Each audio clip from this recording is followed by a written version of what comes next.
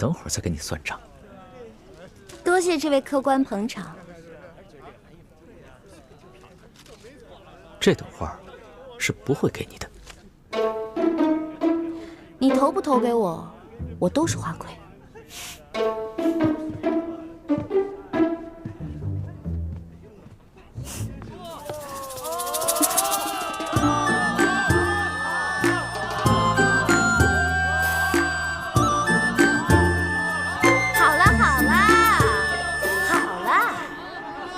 各位客官，经过激烈的抛花选美，结果是……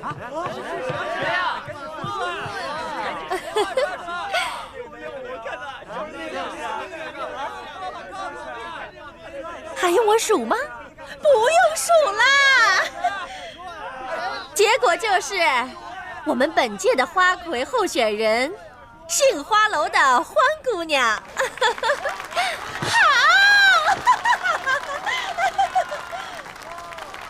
现在由上一届的花魁西域姑娘与本届的候选人欢姑娘进行歌舞比试，谁得的鲜花最多，谁就是本届万花楼的花魁。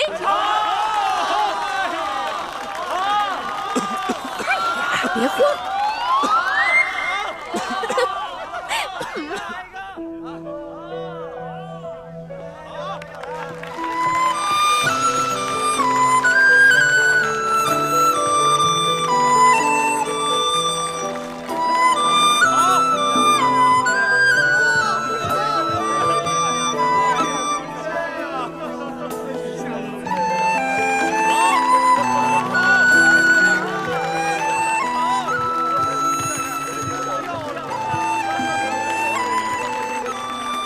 这位客官，可否借一下你的宝剑？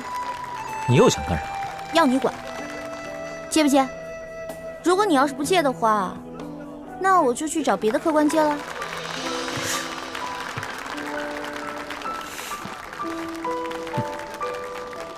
这，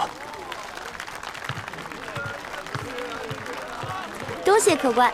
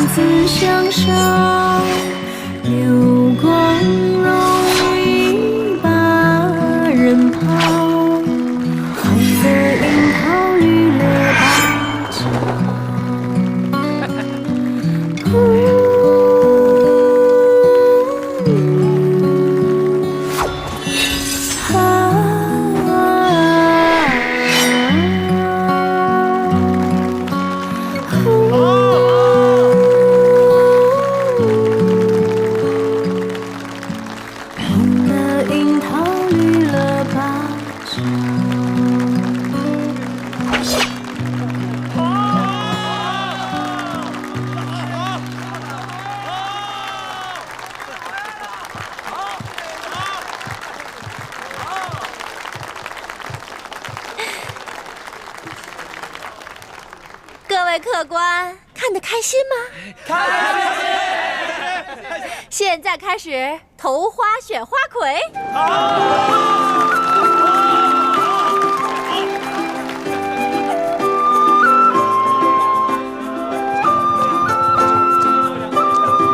也别着急，一个一个来。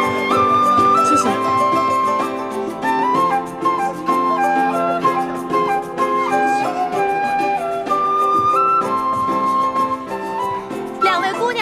的花一样多，按规矩呀，2位都是今年的花魁。我宣布，今年的花魁是欢姑娘和西域姑娘。慢着！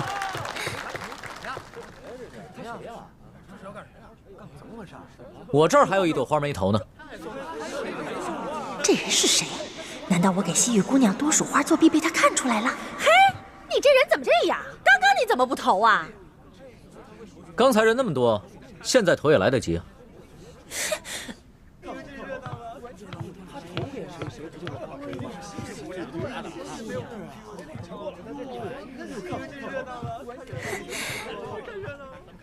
那你这花儿打算投给谁呀？花儿，你今天真的很美。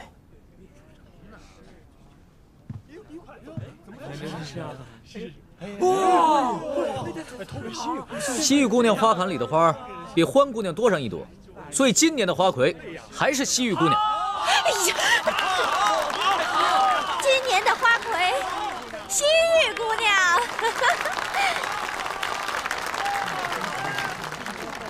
错，欢姑娘也是今年的花魁。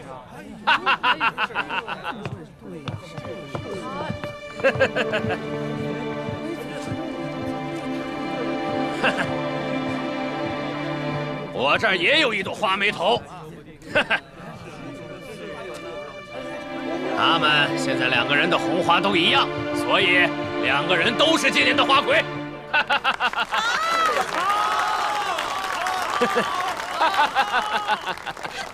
对，我跟大家说啊，今年的花魁呀，是我们杏花楼的欢姑娘。王妈妈，我出3000两，包下欢姑娘的初夜。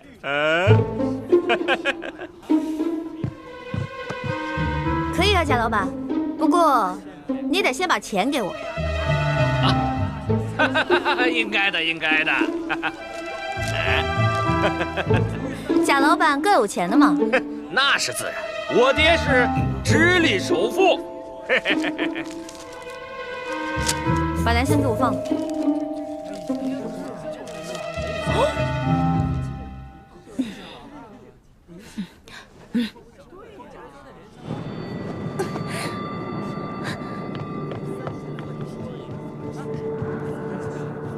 姐姐，你为了我已经受了不少委屈了。这些人他们都不是好人，你不要管我，你还是走吧。莲香，姐姐已经帮你赎身了，你拿着这些钱离开你的赌鬼爹爹，跟你娘去个好地方过日子吧。可是我……哎，不许再说了，如果你再说的话，姐姐该生气了。快走吧，走啊！您真是有眼光啊！原来你忙活了这么久，就是为了救这个莲香姑娘。不然呢？你以为我得了失心疯啊？那现在你可以跟我回去了吗？欢姑娘，咱们走吧。去哪儿啊？自然是去我们该去的地方，做我们该做的事情。真香一刻值千金呐！好啊！别过来！别过来！欢姑娘，你这是干什么呀？贾老板，您可真是贵人多忘事啊！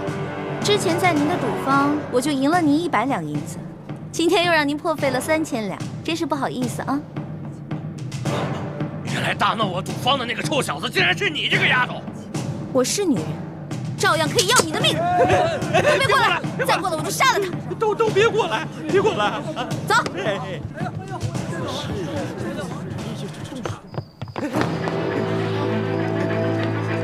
走！有话好好说啊！你们别过来啊！别过来！欢姑娘，你这……走！哎呀！愣着干什么？追呀！追！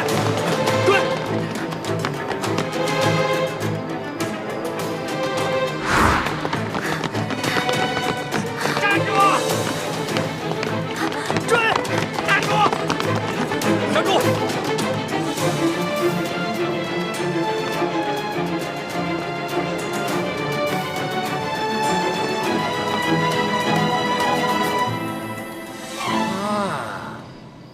我认出来了，你就是那天和欢姑娘一起打闹我万历主坊的小子。臭小子，赶紧把欢姑娘给我交出来，否则我要你的命！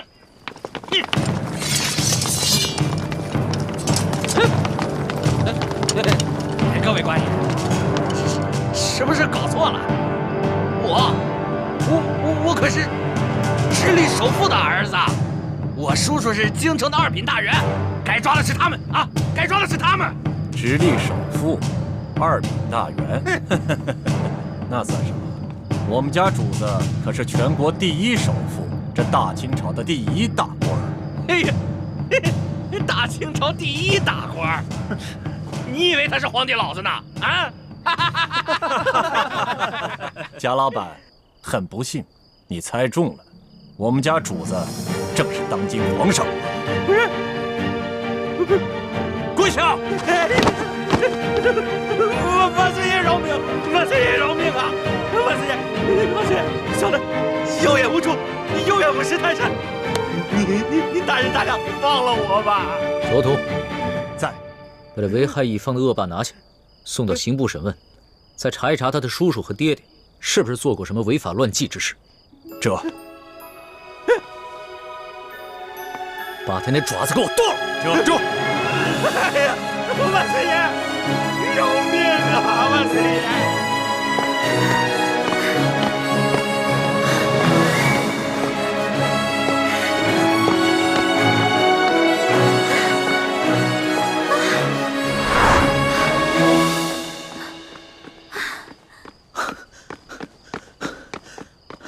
老大，别再跑了！出宫这么多天，你还没玩够啊？你别过来啊！你要是再过来的话，我还是会逃的，你根本就追不上我。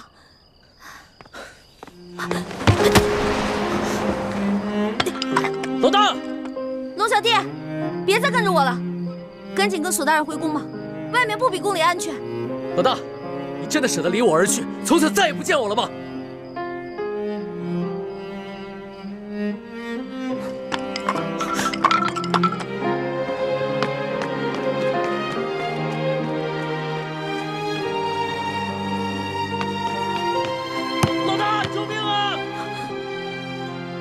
我怎么听到龙小弟的求救声了？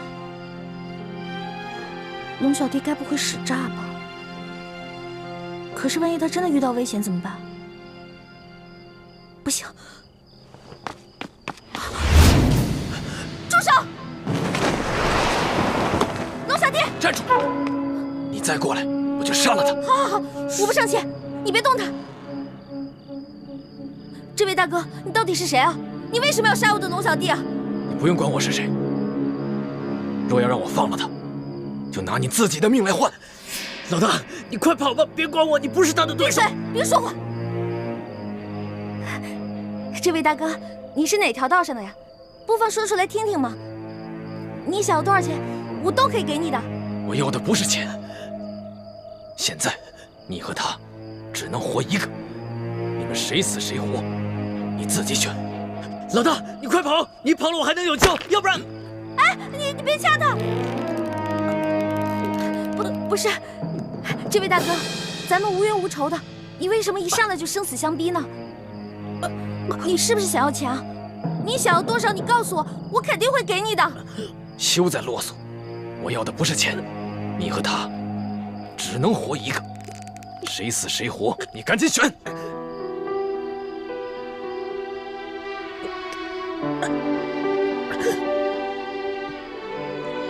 我没办法选，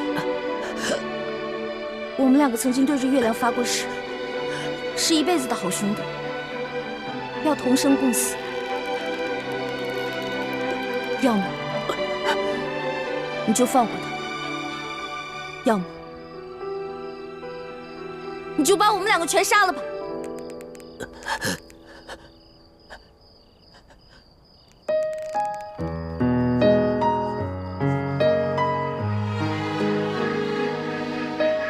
你真的愿意和他一起死？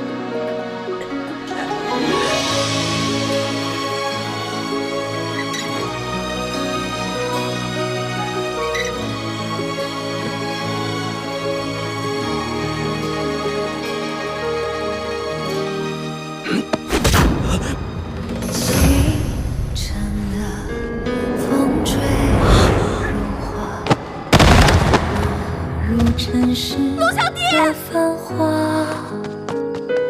带引来阵风沙，恨不过。你还我龙小弟！你还我龙小弟！你还我龙小弟！愿做他掌上的明珠，献上我纯真的祝福。朱哥哥，朱哥哥怎么是你啊？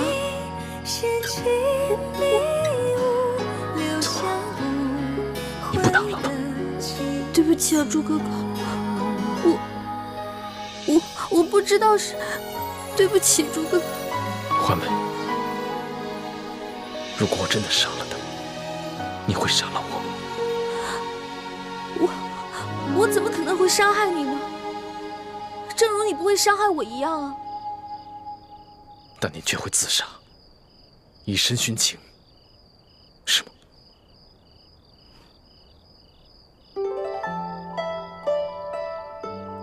你想听我说实话吗？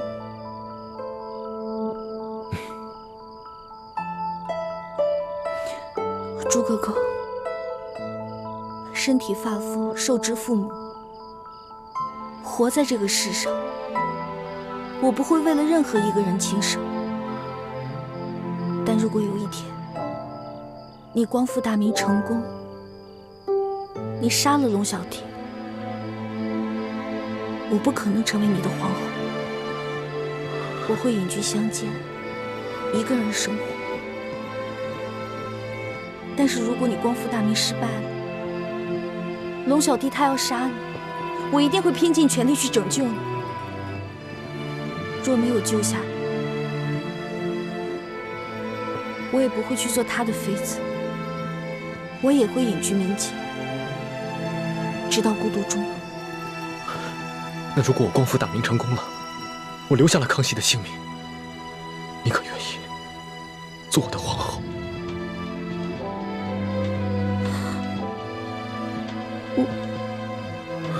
算了，我不逼你了，我不想看你为难的样子。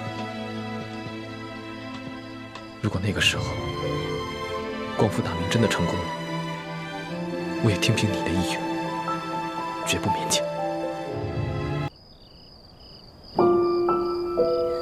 对不起，朱哥哥，我错了。别说了，听我的话，赶紧回去吧。我答应你，如果我光复大明成功了，我不杀康熙。至于到那个时候，你还愿不愿意嫁给我，都听凭你的本心，我绝不勉强你。但是，如果我光复大明失败了，我被他杀了，我对你只有一个要求。什么要求啊？我不想看到你一个人孤独终老。如果那个时候康熙还愿意不计前嫌接受你，你就放下一切过往，从了他。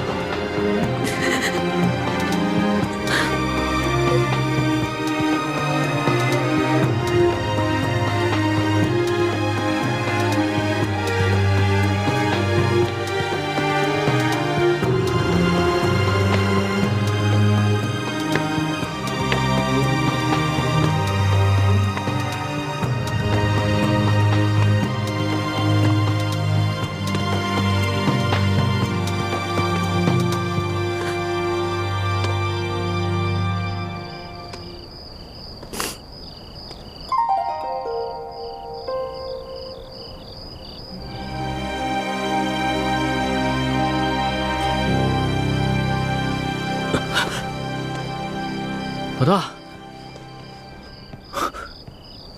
我们还活着吗？还是都死了？俗话说得好啊，好人命不长，坏人活千年。你怎么可能那么容易死啊？我有点晕，你先让我躺一会儿。起开，别再装了啊！不是，哎，老大，谁救了我们呀？谁救了你？当然是老大我了。不可能吧？那个黑衣人的武功，你根本就比不上。我在他手底下，最多也就过3招，你最多10招了。不能智取啊！我打不过他，我想招啊，我聪明啊，我在我手上抹毒，我跟他过招的时候，把毒药趁机抹在他手上，结果他就中毒了。所以啊，他为了换取解药，就把我们2个放了。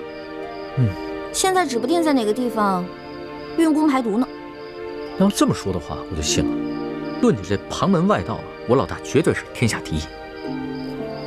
老大，你又救了我一回，你要怎么感谢你啊？别缠着我就行，我就谢天谢地了。你还没玩够啊？老大，我知道你是觉得我听信了宫里的谣言，所以在生我的气，是不是？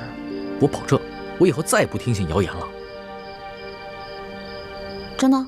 真的，我不仅是你的龙小弟，我还是真龙天子，金口玉言的。那我也不想再回到那个大鸟笼子里了。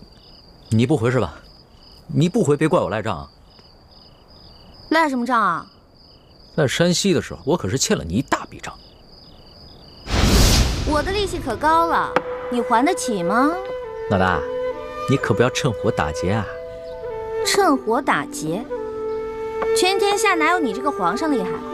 大明内乱，你们大清趁机占领了大明的整个江山，老百姓刚刚经历了战乱，想过上几天好日子，可你们呢？朝中权贵搞起了圈地，各地的官吏设置了各种关卡，变相的收取各种赋税，你们这才叫做趁火打劫，一本万利的勾当呢！我怎么了？我说错了吗？我说的都是实话。龙小弟，其实这就是我要的利息。你要记得曾经答应过我的那些话：消除贵族特权，割除积弊，整顿吏治，让全天下的老百姓过上好日子。好，我答应你，这个利息我一定还。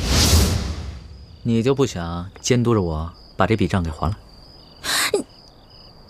皇上果然是天底下最无赖的人。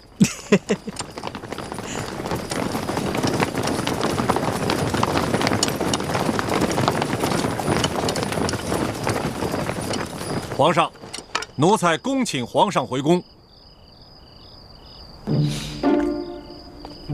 老大，你要是现在不跟我回去的话，那我就在外边待着了。你去哪儿，我就去哪儿。算你狠！起驾，回宫。这。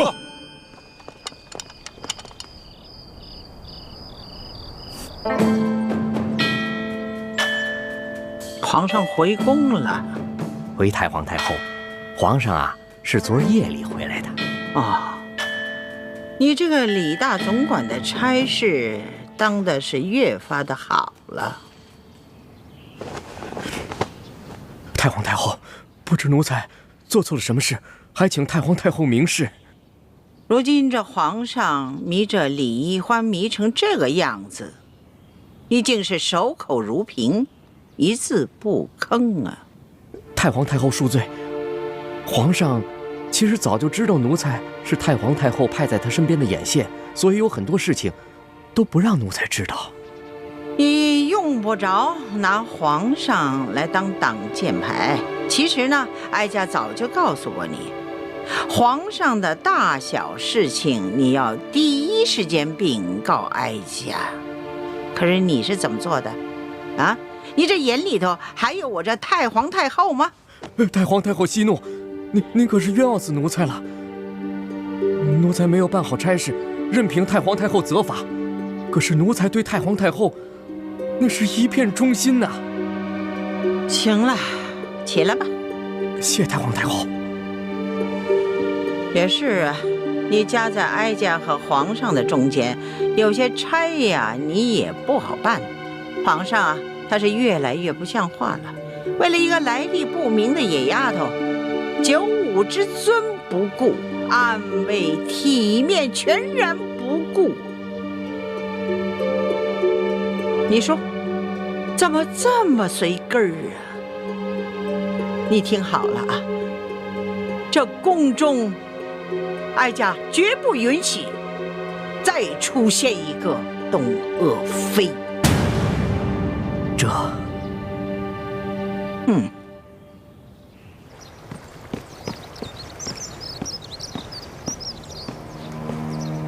奴才索额图，给皇后请安。听说昨晚紫禁城所有的宫门大开，皇上大摇大摆的接着出走的李奕欢回宫了。皇上就是要这样大张旗鼓地告诉我们，他相信李奕欢，宠着李奕欢，然后让我们所有人都闭嘴。哼！当年唐玄宗为了迎回杨玉环，也是这般深更半夜大开宫门，毫不顾忌朝野非议。可结果呢？难道皇上想学唐玄宗吗？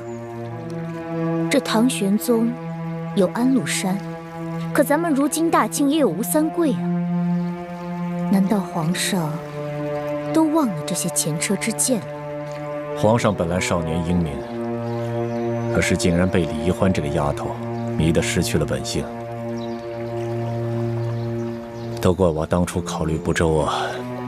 本来以为她可以帮助我斗倒鳌拜，所以帮着这丫头讨好皇上。没想到现在是养虎为患了。提到鳌拜，本宫倒突然想起了，他的疯病可有好转？没有，我昨天刚去探视过他，还是疯疯癫癫的老样子，连我都不认识了。这鳌拜一向武功高强，身体健康，怎么突然就疯了呢？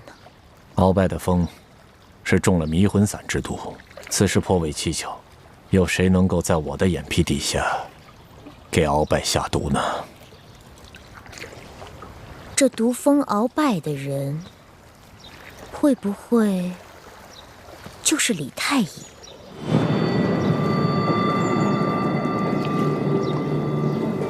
我也一直有此怀疑，只是苦无证据，所以现在也不敢声张。我派了最得力的人去追查他和李奕欢的真实来历，可是现在还没有什么眉目。这鳌拜已经被皇上圈禁了大半年了，他的党羽也被皇上清除的差不多了，所以就算是他现在清醒过来，对我们赫舍李氏一族也形成不了什么威胁了。所以我现在敬访良医，尽快的把鳌拜治清醒过来。如此甚好。若鳌拜能够早日清醒，也能早日交出这明珠谷的奸细，我们也能早些证实这李氏兄妹的奸细身份。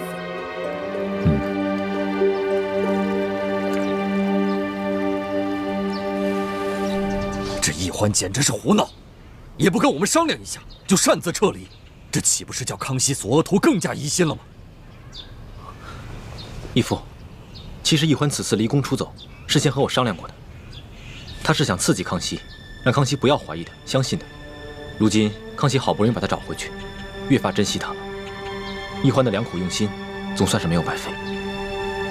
奕欢居然有这样的心机了，这孩子以前可不是这么会算计的。也许他在宫中待了这大半年，让他成长了不少啊。眼下清廷跟吴三桂还没有正式的翻脸，就算他们真的开战，我们也需要大量的军情。其实一直以来，我们都想要在清廷里安插自己的眼线，可经过这么多年的努力，都未能进入核心。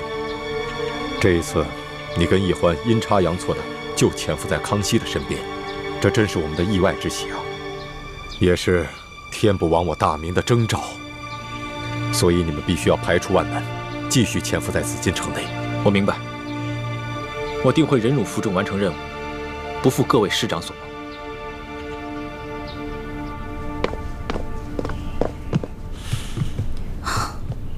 哇，这么多奏折，你得批多少天啊？3天3夜都批不完。你还说呢？这不都怪你啊？大不了我陪你忙3天3夜呗。老大，这次真要是不出宫追你的话，你是不是真的就再也不回来了？为什么呀？你就真的那么狠得下心，永远的离开朕？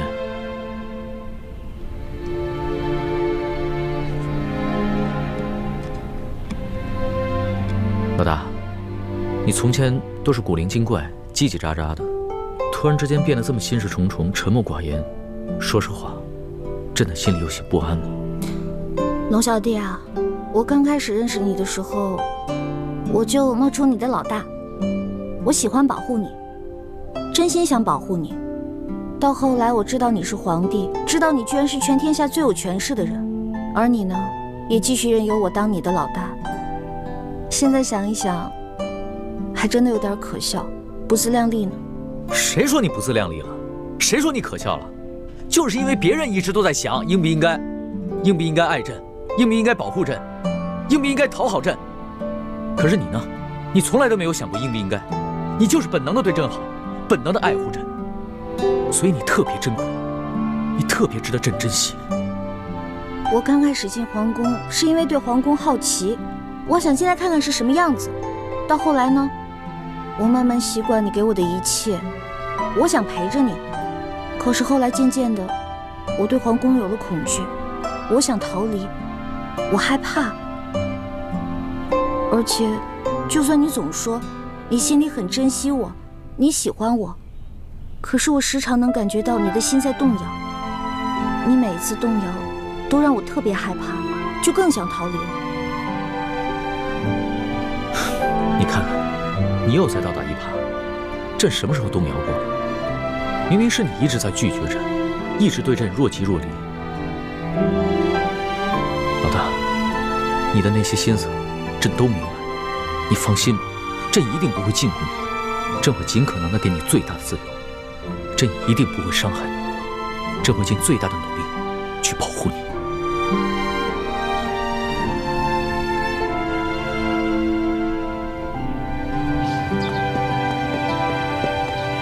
石树姑娘，你不是都已经走了吗？你还回来干什么呀？叔父，对不起啊。我也不知道怎么了。我本来已经下定决心离开龙小弟了，可看到他不顾一切出宫来找我的样子，我心里就又动摇了。哎，你们这些年轻人啊，真是拿你们没办法。看来我得抓紧时间，找个风水先生，给自己先挑一块好点的墓地，把自己的后事料理好算了。哎，叔父，不过您放心，我跟朱哥哥绝对不会连累您的。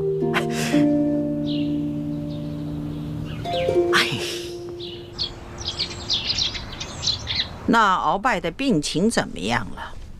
回太皇太后的话，奴才已经安排人全力的在救治鳌拜了，可他的病情始终是不见好转呢。这可麻烦了，他一手打造的情报网，难道就这么一直瘫痪下去了吗？当初可是你负责监管鳌拜的呀，他是在你的眼皮底下被人毒疯的呀，而你又查不出这下毒的人，又迟迟治不好他的病。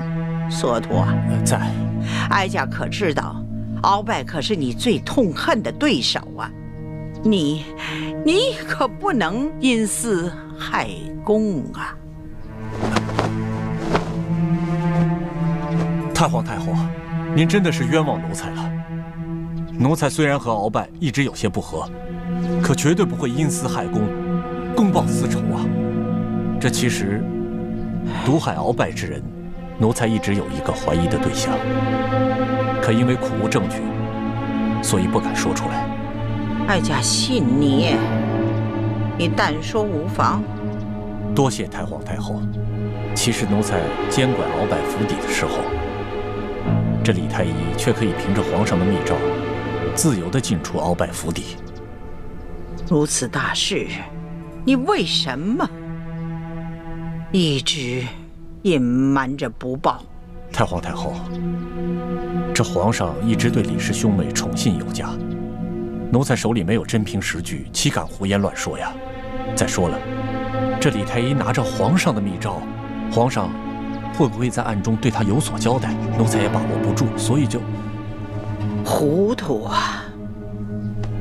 皇上即使是有此念头，也是在鳌拜交出情报网之后啊，他岂能如此沉不住气呀？对，是奴才一时糊涂了。传言说李氏兄妹是反清联盟的奸细，鳌拜要是真的是被李太医毒封的，那他兄妹二人的身份就更可疑了。索陀，奴才在，一定要继续的想办法，全力的医治好鳌拜。奴才谨遵太皇太后懿旨。起来吧。这。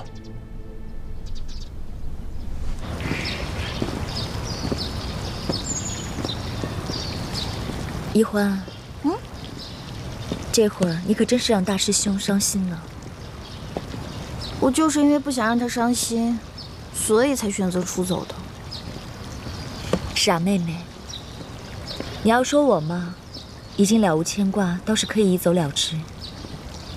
是我自愿继续留在宫里协助大师兄，而你，就算大师兄肯放手，你爹和诸位师长，他们能放手吗？你又能逃到哪儿去呢？雪姐姐，别老提这些让我心烦的事儿了。啊，我想明白了，反正我也改变不了什么。与其愁白了头发，不如好吃好喝的过好以后的每一天呢。真是羡慕你这个性子，天大的事情都能一笑了之。哎呀，雪姐姐，如果你一直留在皇宫的话，那皇上会不会对你？放心吧，康熙虽然表面恕了我的罪，但他对我还是有戒心的。看来以后不会再要动临幸我的念头。这样挺好，我也不用再费尽心思去应付他了。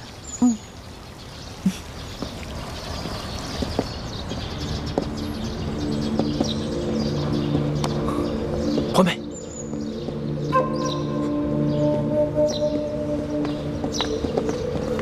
朱哥哥，什么事儿啊？今天，太医院的王太医被太皇太后叫了过去。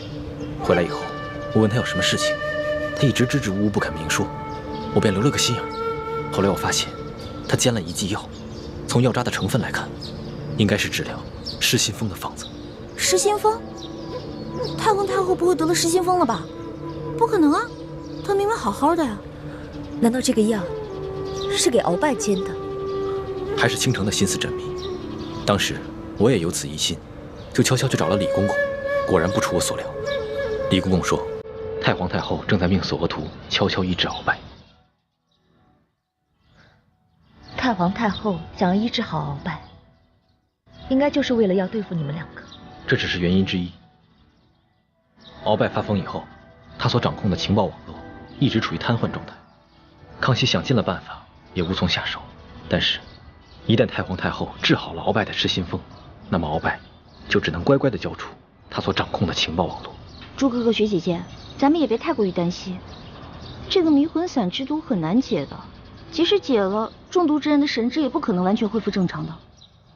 再说，我们之前不是一直怀疑是索额图毒封鳌拜的吗？那索额图肯定不会医好鳌拜的。现在也只能这么希望了，否则一旦治好鳌拜的失心疯，我们的身份就都暴露了。不如我们想个办法除掉鳌拜。来不及了，太皇太后已经加强了对鳌拜的保护。如果我们在这个时候动手，不仅很难得手，还容易暴露自己。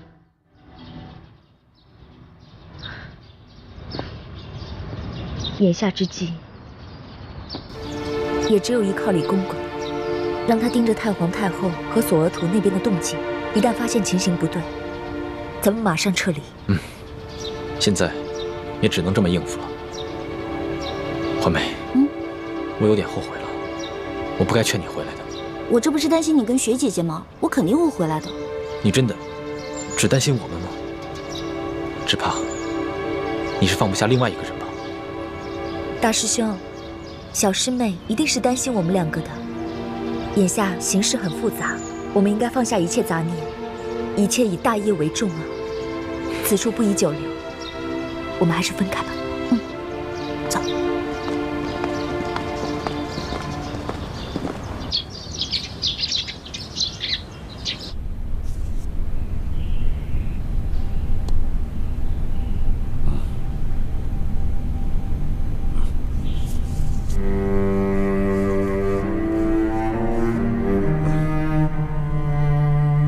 彭元帅，在。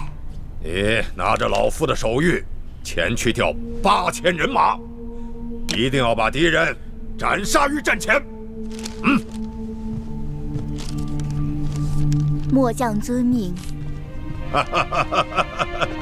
老爷，快把药喝了吧。不喝，这玩意儿太苦。有糖吗？我的糖呢？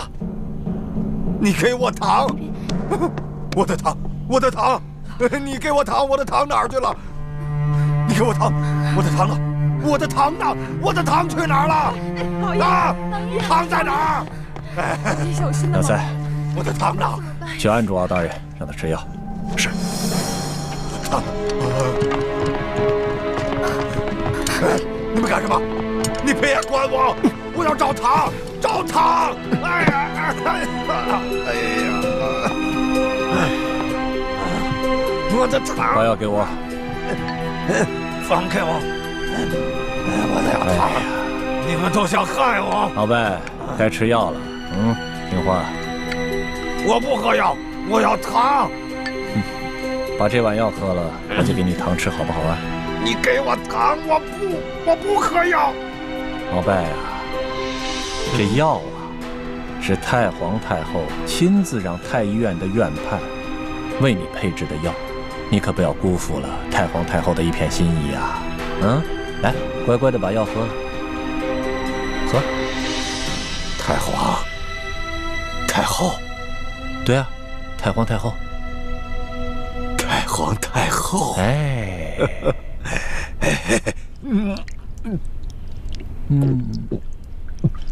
哎，不错啊，姨父，看来治疗这段时间还是略有起色啊。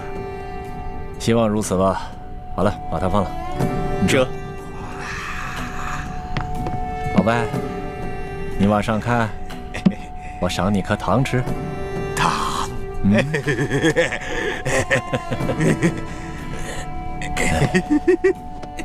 老伯，虽然你是我赫舍李氏一族的大敌，我的糖，现在看到你这么疯疯癫癫的，我还真有点于心不忍。哪儿去了？半年前，你让我向皇上进言，我拒绝了你。我的糖，但现在形势变了，这李氏兄妹成了朝廷的大敌，威胁到了皇上。看来我不得不放弃前嫌，全力救治你了。我可不想真的成为大清的罪人呐！太皇太后，太皇太后，太皇太后，太皇太后，太皇太后。经过最近一段时间的治疗，这鳌拜的病情虽未痊愈，但已经渐渐的好转了啊。虽然他现在还是有点胡言乱语，可是今天我提到太皇太后对他的病情关心，他竟然有了些反应啊！嘴里不停地念叨着“太皇太后，太皇太后”。原来如此。李德福，奴才在。你陪哀家出宫一趟，不必大张旗鼓，别让皇上知道。这，太皇太后，您这是要去见见鳌拜吗？正是，哀家得去见见这个人。你们这些宿敌，他可能认不得了，但是哀家和他却是有一辈子交情的人了，说不定他见了哀家就能清醒过来。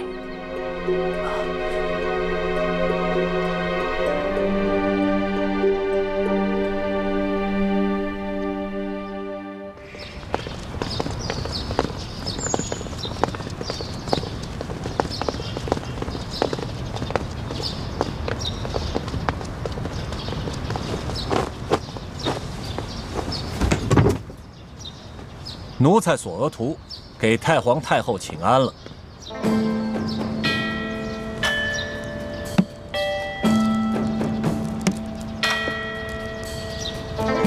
平身吧。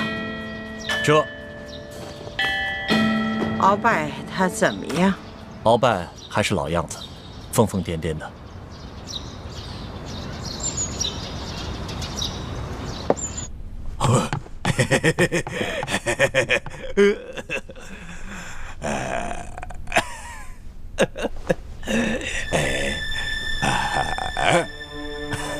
太皇太后，您稍坐，我过去叫叫他。鳌拜，别胡闹了，太皇太后来看你了。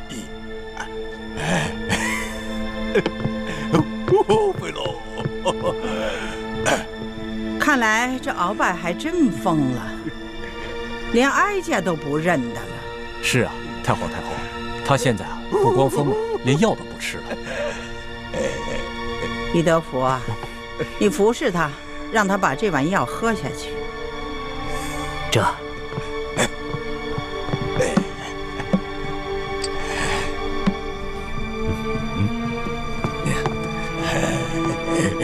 敖大人，这药可是太皇太后专门为你的病，让太医熬制的，把药喝了吧。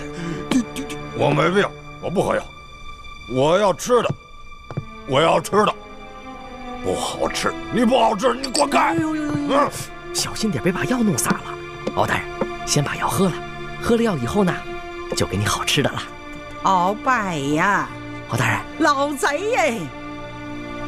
有哀家在，谁敢欺负你呀？喝了吧，啊！有好吃的啊！先喝药。你就是个大骗子！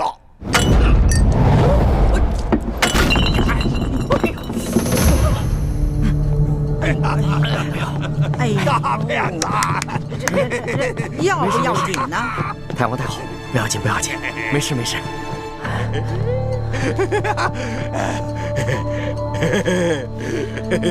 李德福，哎，你回宫吧啊，换身衣服啊，不必再回来了啊。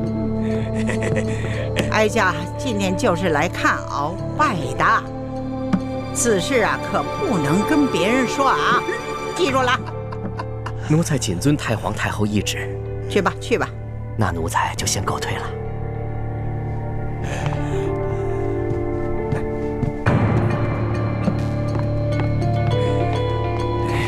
那太医熬的药还有富裕的吗？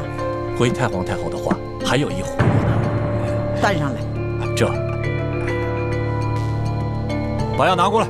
这，嘿嘿嘿。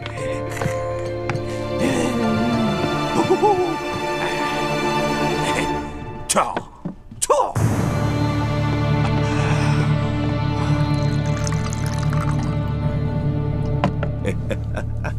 哀家还不信了呢。这回啊，是哀家亲自慰慰你啊！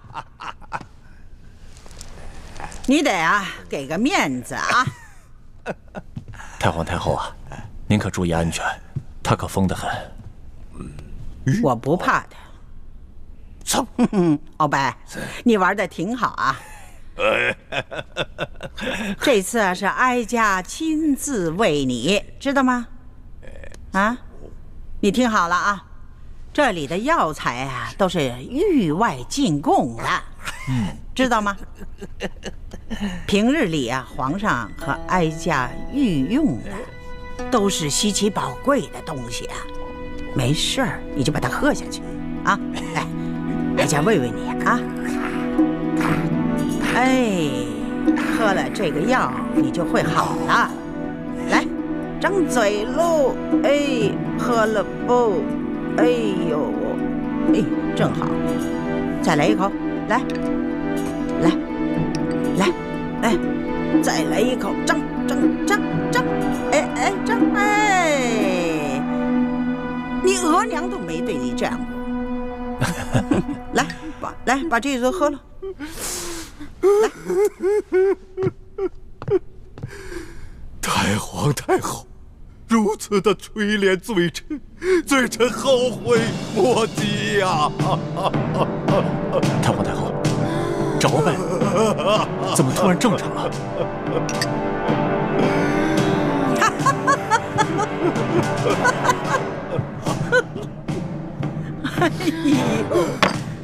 哎呀，老贼呀，原来你是装疯啊！啊，你挺能演的，像个戏子，接着演呢。罪臣也是万不得已呀，太皇太后，罪臣今日才能盼到您凤驾光临。罪臣，太皇太后，罪臣有要事启奏，此事事关皇上和我大清江山的安危呀！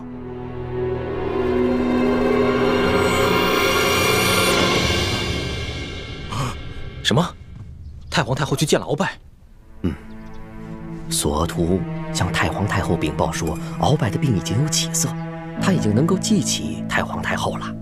于是太皇太后就决定去探望鳌拜。不过他没有大张旗鼓，他只是带了我、索额图、纳赛还有2个嬷嬷。太皇太后见到鳌拜，可有什么发现？太皇太后见到鳌拜，让我给他喂药。鳌拜突然间一碗药，哗，泼了我一身一脸。然后太皇太后就让我回去换衣服。后面发生什么事情，我就不知道了。鳌拜拿药泼了你一身啊！鳌拜拿药泼了你一身，如果他只是疯病发作，倒也罢了。可如果他是故意而为，那这件事情可就大大不妙了啊！那就是说明鳌拜的疯病很有可能已经好了，他是在继续装疯，故意支开你，是要向太皇太后单独密奏。我有一种不祥的预感啊！说不定我们都被鳌拜给骗了，他其实根本就没有疯。当初我们始终查不到究竟是谁下的毒。其实我们忽略了一个可能性，这个毒很可能是鳌拜自己下的，而且分量很轻，又事先安排了身边的亲信，在事后给他服下解药，他自己则继续装疯，瞒过了我们所有人。那，你这么一说，我好像也有点怀疑了。那鳌拜既然能够制出大补丸之毒，这说明他对毒药是有一定了解的。那他泼了我一脸一身，这显然就是故意的。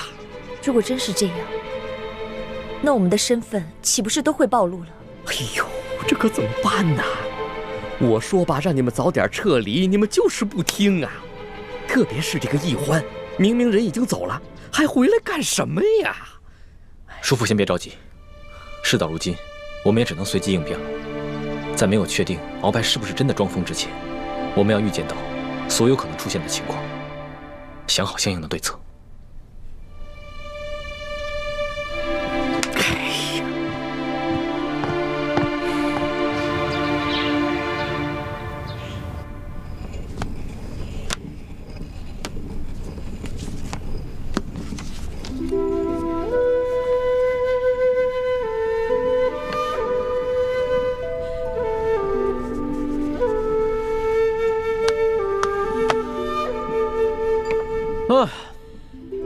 哎呀，终于批完了，这个真累的呀。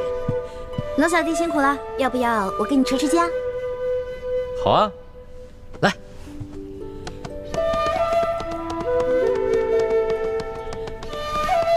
老大，谢谢你啊，谢谢你肯跟朕回来，这样的感觉真的是太好了。朕希望这样的日子永远能持续下去。龙小弟，我不敢去想什么永远，我只能珍惜我们在一起的每一天。哎，对了，老大，上次你在万花楼里跳的那个剑舞，好美啊！你能不能给朕再跳一个？其实啊，那根本不是舞蹈，是一套剑法，我给它改编成舞蹈了。而且，其实作为剑法，也得2个人一起来使，这样才能发挥它最大的威力。哦，所以龙小弟，与其我舞给你看，不如我们两个一起舞啊？我教你，这样不是更好？好啊，老大，你要是肯教朕的话，那当然是最好的了。哎，只不过就怕自己太笨，被老大笑话了。笨没关系啊，你的学费多给我1倍就好了。哎，老大，你这贪财贪吃的本性，朕看这辈子是真改不了了。太皇太后驾到！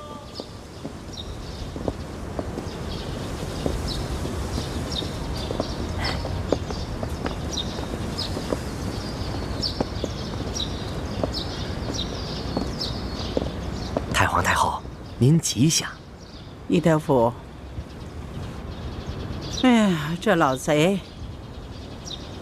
把这汤药喷在你身上，有没有烫着？谢太皇太后关心，奴才无大碍。那还好。太皇太后，那鳌拜见到太皇太后的圣颜，病情有没有好转啊？还那样，你先下去吧。这。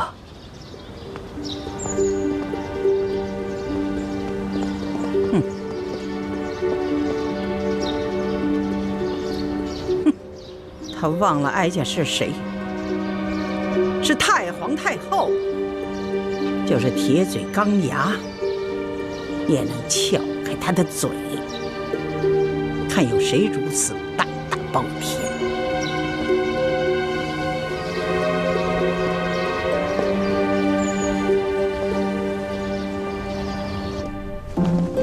转个身，再打个花，对，刺出去，对，转身，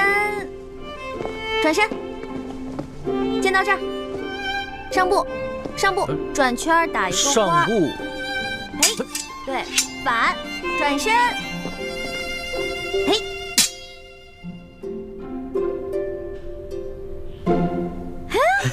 不错，龙小弟，一点就通，练武奇才啊你！还是老大教导有方嘛。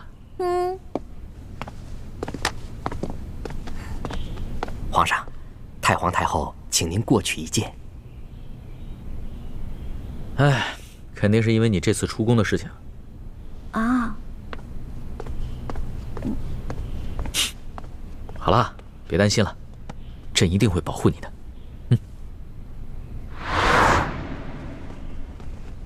皇上吉祥。皇祖母吉祥，孙儿给您请安了。奴才李德福给太皇太后请安。都起来吧。谢太皇太后。李德福，奴才在。哀家家乡蒙古王爷给哀家捎来了一封家信，哀家要跟皇上聊聊家常，你们都各自下去吧。这。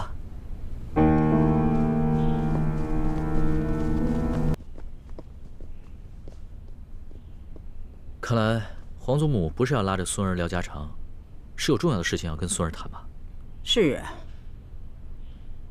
哀家要告诉皇上的是关乎大清朝的国祚，你可要冷静地对待。你还认得这个吗？当然认得。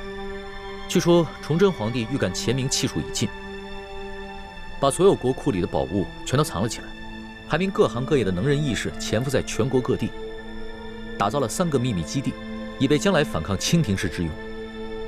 为了让后人找到这个宝藏，他命能工巧匠打造了这个铜匣，还将藏宝图和潜伏在全国各地奸细的名单放在这个铜匣之中。若要打开这个铜匣，必须同时集齐3把金钥匙。这3把金钥匙呢，第1把是在台湾的郑经手中，第2把是在乾明余孽李定国手里，还有1把是在吴三桂手里。你想拿到它，可不是一件容易的事。皇祖母，请放心，孙儿一定会得到这3把金钥匙，铲除乾明势力，把铜匣里的藏宝图为我大清所用。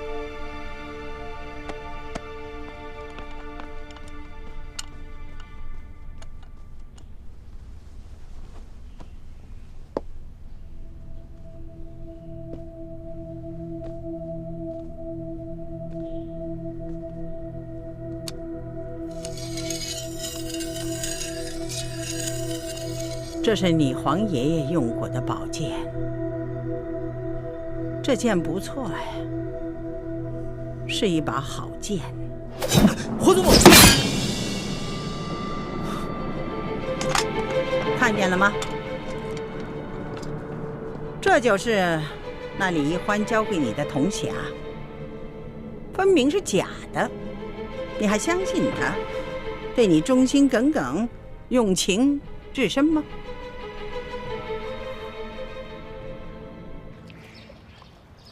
真没想到，鳌拜这个老狐狸，居然能够如此的隐忍。那他有没有在太皇太后面前说你的不是？没有。经过这半年的捐戒，鳌拜算是想明白了，也没有以前那么跋扈了。他现在出来后，矛头没有指向我们，只是一心想要扳倒李氏兄妹，重新赢得太皇太后还有皇上的信任。如此是最好不过。本宫这悬了大半年的心，也总算是可以放下了。皇后，这皇上对李一欢用情很深，现在知道了李一欢的真实身份，他的心情一定很难过。所以皇后在皇上面前，千万不可露出幸灾乐祸之色，反而要更加的谨言慎行才是。三叔放心，本宫也是在这宫里待了许多年头的，自有分寸。是。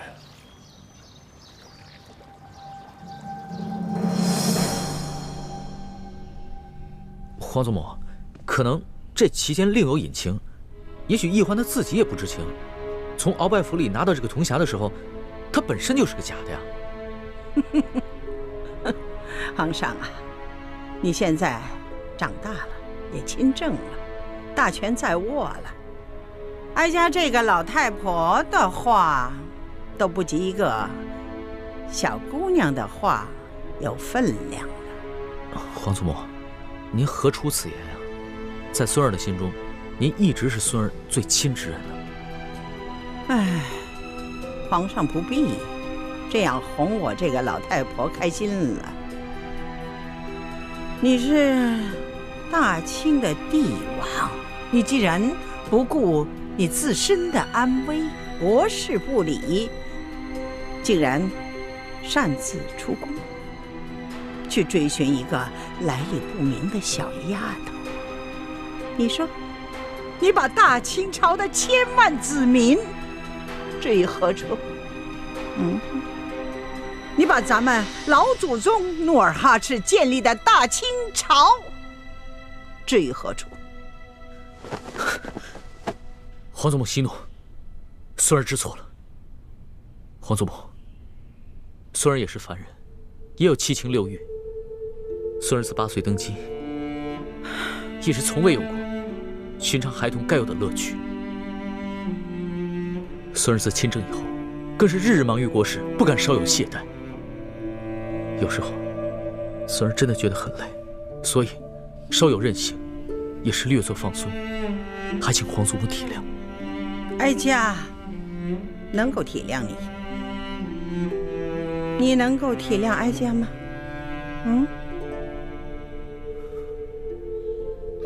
你父皇临终托孤的亲戚，时时想起，都历历在目。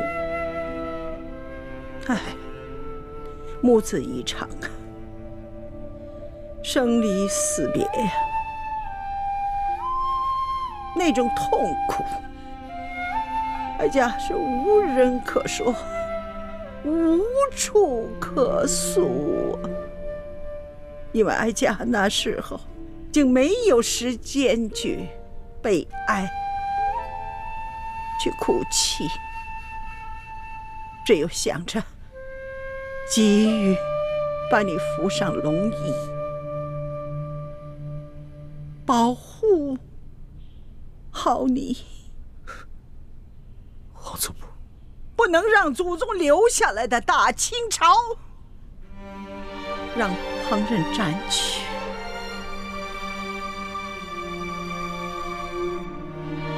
想家那时候，你才虚8岁，你这祖母就把你扶上了又高又大的皇帝宝座，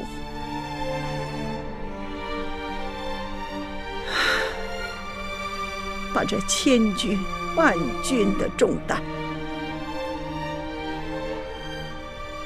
压在你那么小小的肩上。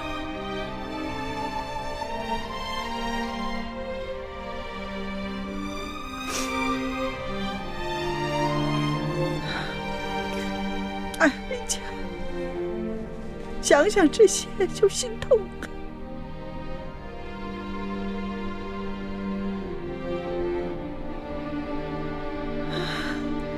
这怪谁呢？怪你那皇爷爷迷恋上了海兰珠，还是怪你那父皇迷恋上了董鄂妃？他们父子2个当时正当壮年呢，就撒手西去了，把这摇摇欲坠的大清朝就留给了你我祖孙俩。哎，这都是命啊！想想那褒姒至于周幽王，那西施至于吴王，那赵飞燕又至于汉成帝，梁玉环呢，又至于唐玄宗。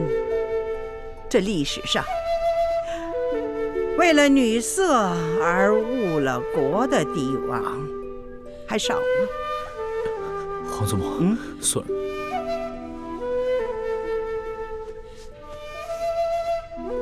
如今你身边这位李易欢，看来他要比起赵飞燕呐、西施啊这些人，他是有过之而无不及。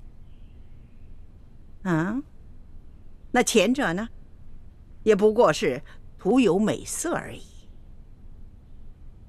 而这李易欢身怀绝技，他可是大清的宿敌，握在你身边的一条毒蛇。皇祖母，易欢绝非是朱明联盟的奸细，这不过都是鳌拜报复朕和易欢，他使得挑拨离间之计而已。皇上啊，你不能执迷不悟了。你可知道，哀家今天出去见了一位故人吗？皇祖母出宫了？是啊。孙儿不知。当然不能让你知道。你要是知道了，我出得去出不去都难说。知道是谁吗？鳌拜。鳌拜？对。他不是疯了吗？不，他没疯，他是为了保全自己装疯。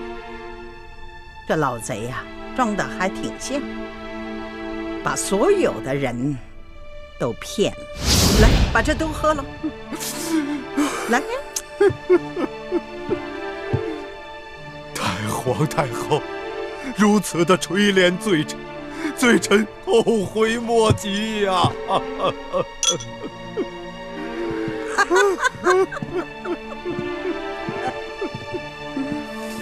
哎呀，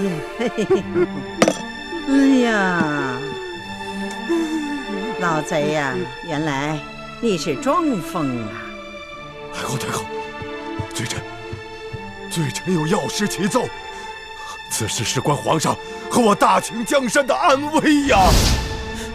这个老匹夫，之前就擅权专政，现在又装疯骗朕，还敢挑拨离间，诬陷朕的知己，这样追治他的欺君之罪，诛他9族。哎呀，你是皇上，皇上嘛，就只有臣子和有知己呀。皇祖母，哎呀，今天说起这李易欢是反清的余孽，你怎么就沉不住气了？哎呀，怪不得这鳌拜呢装疯卖傻的隐瞒秘密，要不是遇到哀家，他不会说出这么许多的事情来。他知道皇上不信他，皇上要是知道了，是不是要杀他的头啊？会累及他的九族了。皇祖母，鳌拜的话不能信。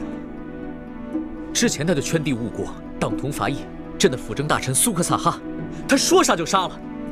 这样的一个逆臣贼子，他说的话，朕不会相信。皇祖母，你也不该相信。皇上啊，你说的对，但是呢，你要知道，鳌拜和哀家都是侍奉过大清3代君王的老人了，他撒没撒谎，骗得过哀家这双眼睛吗？鳌拜啊，起来说话吧。罪臣不敢。不敢？你敢杀皇上？尽管皇上是先想杀你，可是他是君，你是臣，你居然敢弑君？那是罪臣是朱由蒙了心呐，请太皇太后恕罪。好了，这本老账呢就翻过去了，还是坐下来说话吧。谢太皇太后。坐下吧。有何事想禀报哀家呀？太皇太后，只要您老人家能让皇上保罪臣不死，并且不累及罪臣的族人，罪臣就把所得的所有情报都上呈给朝廷，由太皇太后和皇上来决断。鳌拜呀，你可是曾经救过太宗皇帝的人呐。那顺治皇帝铲除多尔衮的时候，你也是立下汗马功劳之人，你对大清是有恩之人呐。皇上怎么可能要你的命呢？如果你不是执迷不悟的话，何至于到这个田地呀？一想起你呀，哀家这心里头好痛啊！这一切都是罪臣糊涂啊！罪臣求见皇上，虽然年少，却有经世治国之才。我大清的江山在皇上的手上，太皇太后大可放心了。你呀，把朝廷弄得乌烟瘴气。皇上呢，刚刚替你收拾完了这个烂摊子啊，又摊上了3藩的事，让皇上是焦头烂额呀。你要是早些明白过来，何至于让皇上如此为难呢？是啊，罪臣当初只顾着一己之私，争权夺利。罪臣被禁足以后，又只想着跟皇上斗气，可是经过这半年的装疯反思，现在罪臣什么都明白了。罪臣不愿做大清的罪人，这个责任我担待不起呀。罪臣现在就有一条重要的情报要禀报太皇太后，也算是罪臣为我大清江山最后再做一点贡献吧。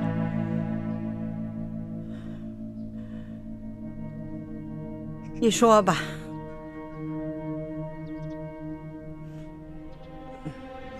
这左图和纳赛他们是哀家的信赖之人呐，这些个嬷嬷都是哀家当年从蒙古草原带来的家谱，你就放心吧。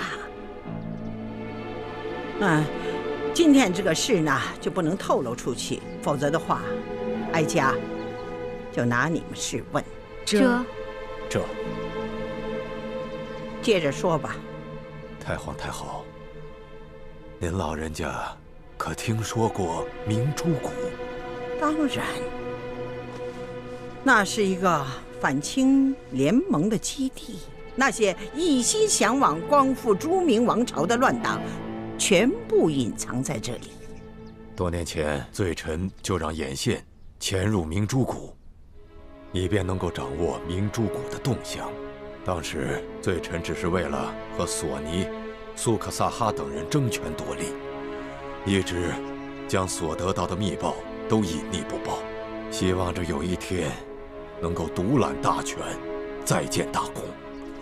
你糊涂啊你！太皇太后息怒。好在这明珠谷尚未成气候，对我大清的江山还构不成什么威胁。不过这明珠谷的密探现在已经潜入了紫禁城，这些个密探不仅年轻，而且那武功是深不可测，并且个个是精通奇门暗器、巫医独蛊之术。最为重要的是，他们就在皇上的身边，而且皇上却对他们十分的倚重。你隐匿明珠谷的情报是有情可原的，可是这些毒蛇都隐藏在皇上身边了，你为何不早早地向哀家禀报啊？太皇太后，我的眼线得到这个消息，前来报告罪臣之时，皇上已经把罪臣擒拿，又囚禁在这府上，无法得见太皇太后圣颜。皇上又不肯相信罪臣所言，只把罪臣的举报当作挑拨离间。有几个奸细还要杀了罪臣灭口，罪臣思来想去，只得装疯，这才逃过一劫呀。他们要杀你呀！在太皇太后面前，罪臣不敢有一字谎言呐。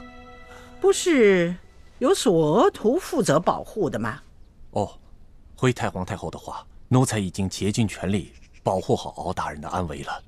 可是皇上另有手谕给了别人，那奴才也没有办法。太皇太后，这件事情也怪不得索大人，这皇上有多恨罪臣，相信太皇太后和罪臣一样明白。那奸细事先给罪臣下了毒，夜里欲行刺罪臣，罪臣武功尽失，不敢应斗，只能装疯，这才骗过了他们一干人等，今日才得以见到太皇太后，将这一切告知啊。你说的这奸细，是否是这太医李建清和这笔墨侍书黎欢兄妹？正是他们，而且还不止他们两个，新晋的丽妃娘娘，还有贴身侍奉丽妃娘娘的雪嬷嬷，他们都是明珠谷的人。李建清和李欢根本就不是兄妹。这个李建清的真实身份是南明永历帝的最后一个儿子，他的真名叫朱慈轩。反清联盟的人一直尊他为太子。李建清是前明太子朱慈轩。没错，你亲爱的这个李义欢，她是南明晋王李定国的独生女，她跟朱慈轩是娃娃亲，也被封为太子妃了。他们二人并不是兄妹关系，而是青梅竹马的情人。皇上，该醒醒了吧？你要知道，你父皇在世的时候，也曾派人到明珠谷调查过。当时，他们和郑经互相倚重了。后来，是因为大清出力，国事繁重，所以呢，不得顾及。如今，这些乱党，说不定在那里跟吴三桂串通起来，兴风作浪的可能也是有的。皇上，奴才是觉得，如果这雪衣居士只是出于报复而挑拨离间的话，那还罢了。但万一他在永和宫说的都是实话，他这次回来把吴三桂和李氏兄妹都保下来，那就说明吴三桂和朱明联盟联手，这是唯一的可能。皇祖母，您今日所言尚无证据，待孙儿查实之后，再向皇祖母禀报。这有何难呢？这鳌拜既然呢主动的把这情报交上来，皇上根据其情报，派所徒一查，不就全明白了吗？皇祖母所言非比寻常，关乎到大清的存亡。只是这鳌拜向来专权跋扈，他屡次欺君犯上，这样一个逆臣贼子的话，真的不敢全信呢。你呀，不是不敢相信，而是不愿意相信。你想，一边是你的从前的政敌，一边是你宠爱的女人，你说你偏向谁？可想而知啊。皇上啊，你的感情已经影响了你的理智了。鳌拜他好歹也是3朝元老啊，他是擅权专政不假，但是他这番话不是凭空而来的。皇上，你是天纵英明，知人论事，难道你连哀家这个老太婆都不如吗？皇祖母，这李建清、李易欢，还有丽妃，他们若真的是明珠谷的反贼，那他们入宫也有大半年了，这期间有无数次的机会可以下手，可他们什么都没有做。擒拿鳌拜，他们兄妹也屡建奇功。在山西的时候，李欢为了救朕，更是不顾自己的性命。朕微服私访，在宫外屡次遇到危险，都是李建清及时舍身相救。朕对李建清情同手足，至于易欢，那更是朕的红颜知己。荒唐！情同手足，红颜知己，他们是前明的余孽，是大清不共戴天的敌人。他们救你是为了得到你的信任，光复朱明才是他们最终的目的呀！你这个爱新觉罗家族的后人，大清的君王，难道你要爱一个大清宿敌的女儿，还要跟前明朱家余孽称兄道弟吗？皇祖母息怒，孙儿知错了。孙儿一定不会把列祖列宗打下的江山葬送在孙儿手里。说的容易呀，而做起来却不容易。孙儿啊，皇上啊！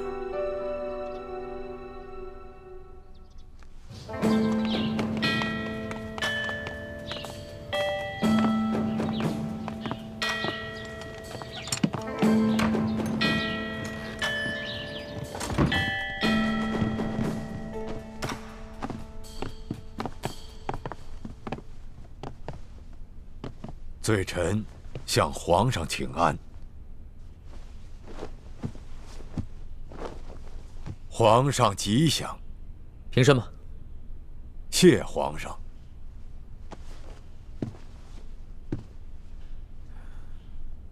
鳌拜，现在可以将你苦心经营多年的情报交给朕了吧？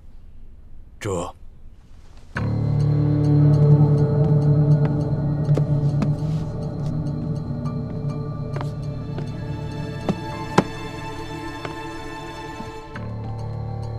皇上，罪臣已将多年的情报整理成册，全都在这儿了。啊，还有，罪臣这些年来安插在各处的眼线探子的联络方式，罪臣也会一一交给皇上。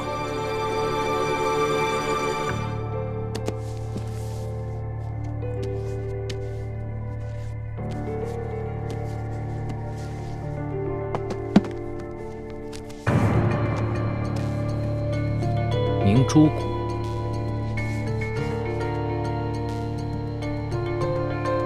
原来这个李定国长这样。所有徒，奴才在。你过来瞧一瞧，朕怎么觉得这个李定国看起来很眼熟呢？哟，皇上，您瞧，这李定国如果没了胡须，长得像谁？简直和李德福一模一样。是啊，而且巧合的是，他们2个人可都姓李。这个李定国和李德福，不会是兄弟吧？皇上，这李德福是当年多尔衮入关以后，在路上捡的孤儿，后来净了身，进了宫。这30多年一直待在宫里，没听说过他有什么亲人，也没见他和宫外任何人联系过。而这李定国，他是张献忠的义子，名字都是张献忠给他取的，不过也没听说过他有什么孪生兄弟。至于他们2个到底有没有什么血缘关系，这奴才可就不敢妄言了。皇上，这李德福今年初吃了罪臣的大补丸，暗中受罪臣挟制，以便从宫中帮罪臣传递消息。据罪臣安插在明珠谷的黑狐回报，自奴才装疯以后，朱慈轩和李义欢用大补丸的解药胁迫了李德福，让李德福充当他们的耳目，但是并未提及他与李定国有任何关系。皇上，这长得像，也许只是个巧合。就像是雪倾城和舒婉欣长得也像，可她并非是舒建的女儿，更不可能是舒婉欣的孪生姐妹呀。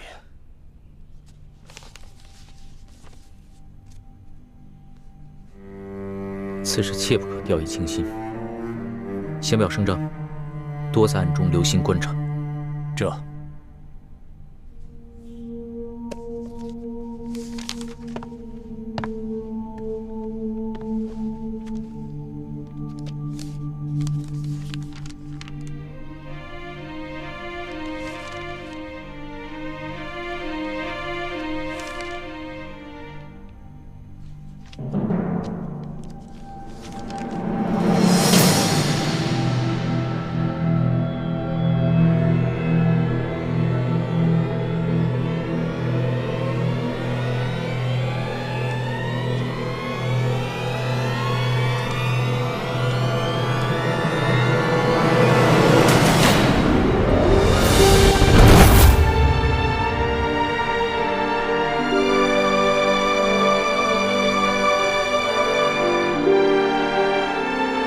皇上同李义欢只是同月同日生，但这朱慈轩同李义欢却是同年同月同日生。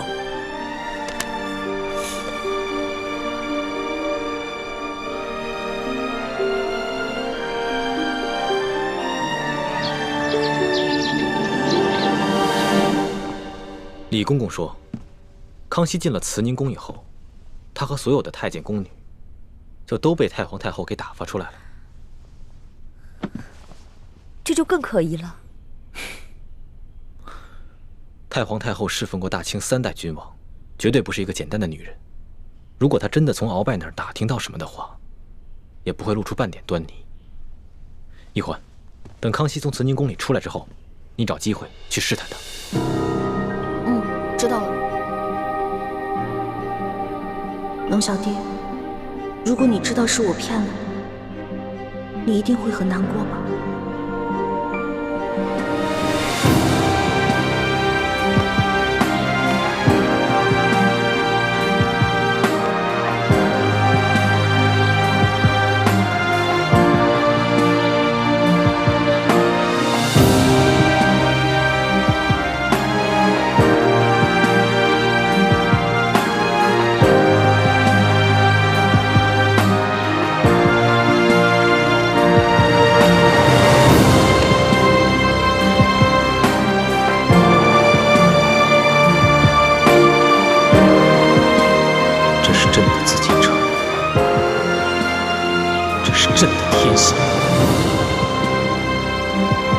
新觉罗是几代人浴血打下的江山。义欢，难道你真的是要来夺走这一切的？以前你对朕的一切，难道都是伪装？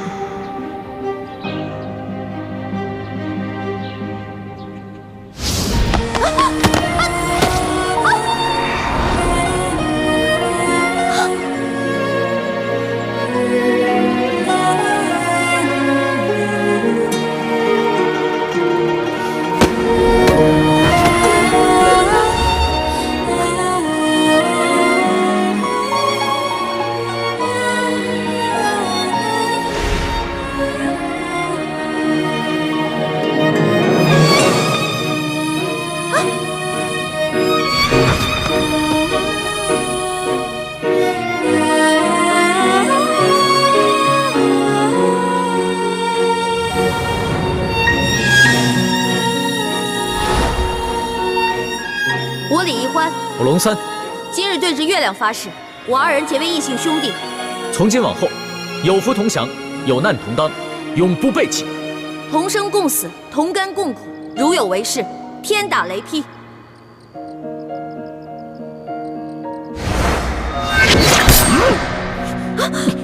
龙小弟！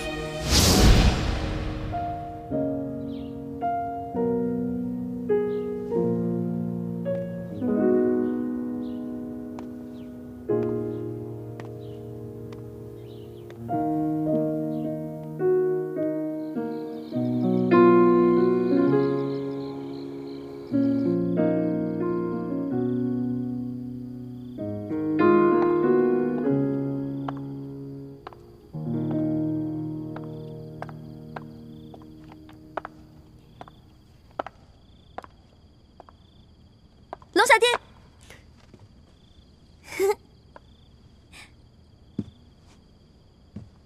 还没休息啊？这么晚了，还来御书房当差？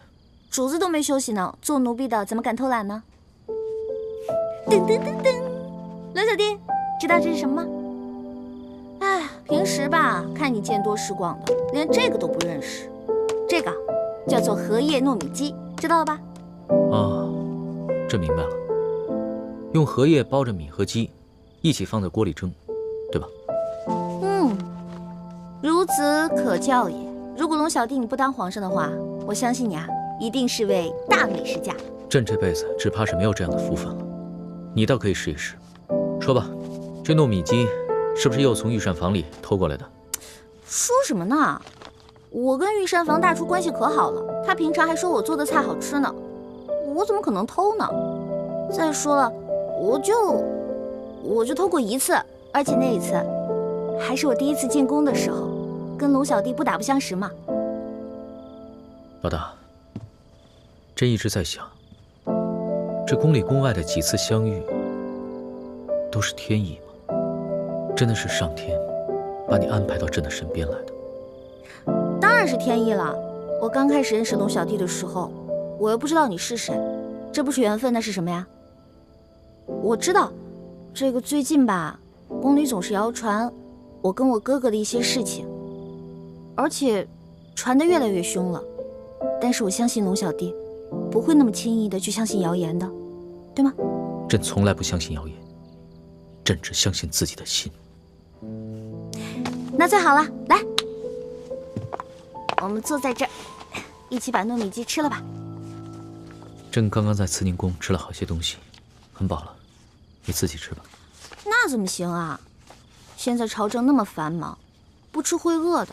来，我喂你。啊，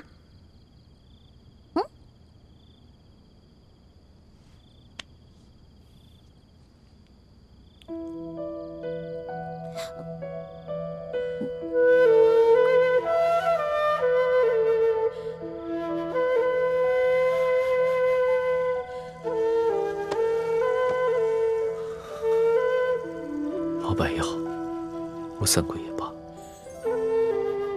朕再也不想想这些问题了。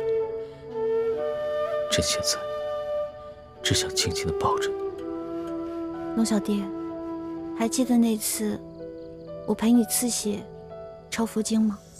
记得，朕当然记得。朕每每想起，心里还是觉得很感动。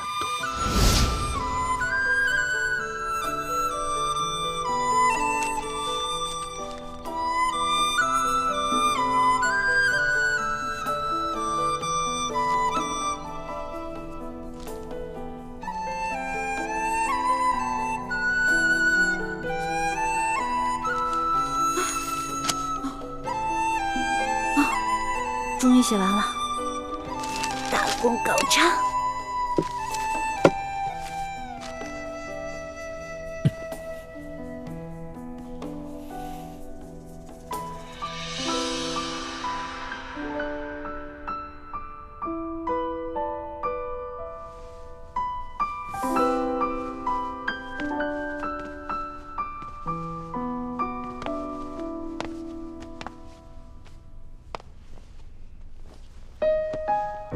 老大，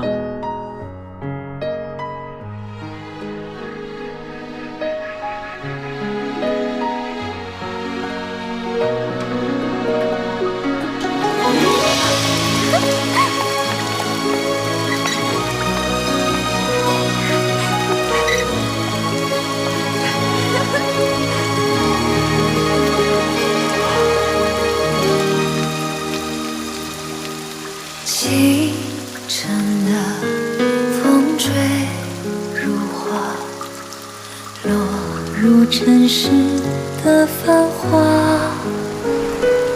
爱迎来卷风沙，恨不过一生的牵挂。经过的清晨如马，望不穿雨中的他。这一生月光花，能否带他舍得心归家？愿做他掌上的明珠，献上我纯真的祝福。你越照我心，掀起迷雾，留下无悔的情愫。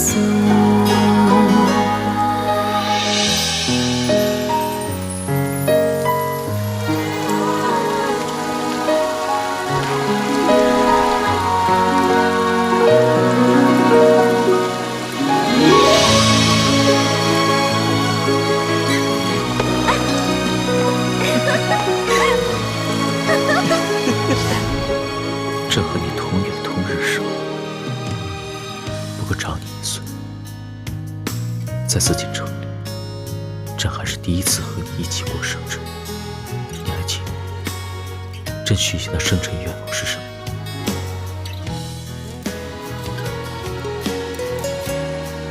当然记得，这是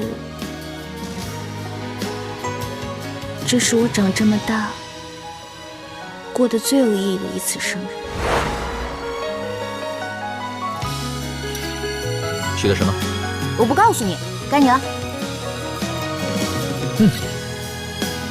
朕的愿望可不怕告诉你，朕愿和你年年有今日，岁岁有今朝。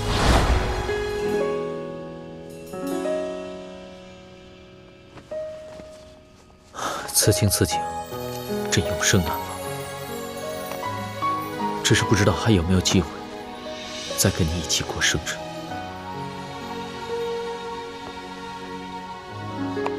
龙小弟，怎么会呢？每年不都有生日吗？每年我们都可以一起过啊。你不愿意做朕的后妃，朕也没办法让你一直留在紫禁城里，你早晚会离朕而去。